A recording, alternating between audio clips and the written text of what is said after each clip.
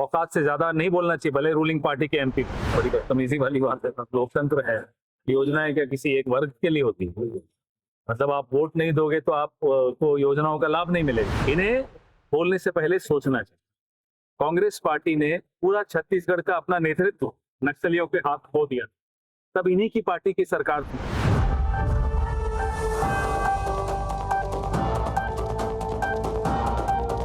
कांग्रेस के राष्ट्रीय प्रवक्ता कह रहे हैं कि औकात में रह के बोलना चाहिए। नमस्कार, मेरा नाम कृष्णा कुमार है। आपने देखना शुरू कर दिया है एकदम करेक्ट। देखिए, अभी बिहार में चुनावी साल चल रहा है और चुनावी सरगर्मी खूब बढ़ रही है।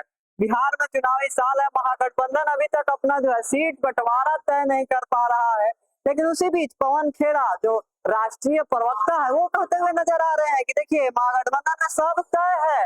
अब पहला फेज का नामांकन तो पूरा हो गया है, लगता है दूसरे नामांकन की फेज जब पूरी हो जाएगी तब सीट बंटवारा कर दिया जाएगा। हालांकि उन्होंने क्या कहा है आपको बता देते हैं। उन्होंने बड़ी बात कही है।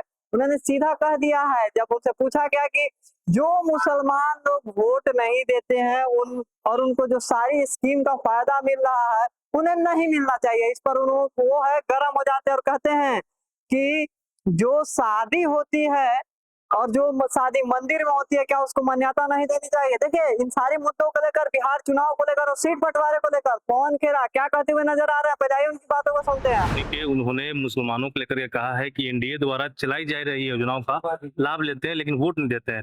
तौबा कहिए, सारी योजनाओं का लाभ मत लीजिए। बड़ी बदतमीजी वाली बात है। लोकतंत्र है, योजनाएं क्या किसी एक वर्ग के लिए होती है?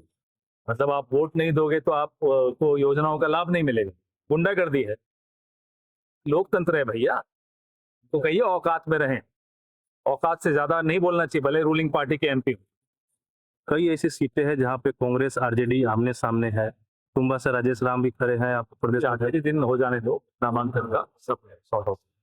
सर, ना तो सीट शेयरिंग की घोषणा हो रही है, ना ही यही घोषणा हो रही है कि महागठबंधन के का कोऑर्डिनेशन नहीं बन पा रहा है। शादी मंदिर में भी होती है, शादी फेरों से भी होती है, शादी अदालत में भी। मंदिर की शादी को क्या अवैध बोलोगे? हर शादी की अदालत में होती है।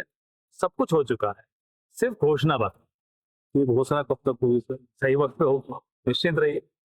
सीएम फेस को लेकर कभी भी चर्चा चली भी सही समय आएगा, मैनिफेस्टो के लिए भी सही समय आएगा। तो हर चीज की एक समय होता है।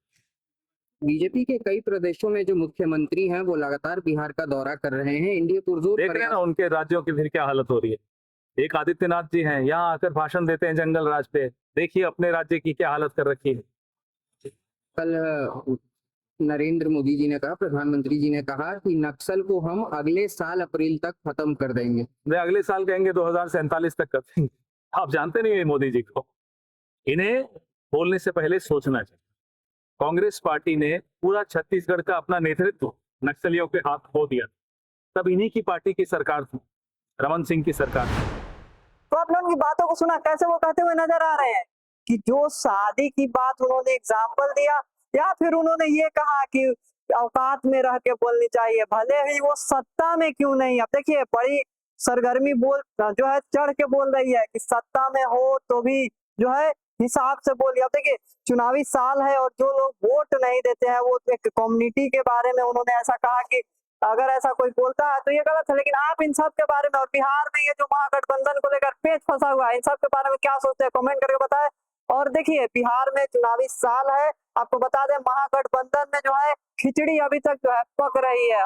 वही वीआईपी का मुकेश सहनी ने चुनाव जो है लड़ने से इनकार कर दिया है। उन्होंने अपने छोटे भाई को चुनाव लड़ाना जो है सही समझा। एक तरफ वो उप मुख्यमंत्री की जो है पद का बात कर रहे थे, वही अब महागठबंधन में फंसे पेच की वजह से कांग्रेस का में भी दो फाड़ हो गई है। तो वही यहाँ पर भी आपने सुना कि वो क्या कहते हुए नजर आ रहे थे। इन सब के बारे में आप क्या सोचते हैं, कमेंट करके आप अपनी राय कमेंट बताओ। ऐसे ही खबरों के हमारे साथ बने रहे और देखते रहे एकदम कड़क। धन्यवाद।